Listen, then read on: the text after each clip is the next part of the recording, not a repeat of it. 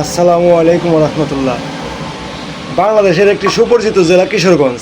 কিশোরগঞ্জে পাগলা মসজিদ নামে একটা মসজিদ আছে, নাম হলো শহীদ পাগলা, মানে শহীদ গাজী পাগলা।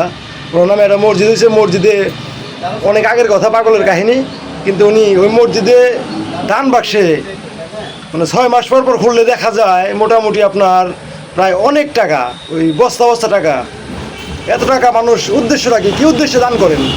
উদ্দেশ্যটা হইলো ওনারা মানে আল্লাহর এটা রহমত স্বরূপ দান করলে হয়তো তার মনের আশা পূরণ হয়, বা কারো মনে যদি আশা করে আসে যে আমার এই আশা যদি পূরণ হয় তাহলে আমি ওই পাগলার মসজিদে দান বাক্সে এই টাকাটা দিব বা স্বর্ণ অলঙ্কার দিব। এটা অনেক মানে আলোচিত একটা মসজিদ। এই মসজিদটা অনেক আলোচিত, সারা দেশব্যাপী এবং বিশ্বব্যাপী সবাই মোটামুটি সুপরিচিত মসজিদ। এই মসজিদে দান করলে মনের আশা বাঞ্ছা এগুলো পূর্ণ হয়। এটা এর কারণে মানুষজন এত দান করে। কয়েকদিন পর পর খুলে 6 মাস পর পর বহু টাকা এই মাদ্রাসায় ওঠে বা দান বাক্সে ওঠে। এটা মানে কঠিন ব্যাপার।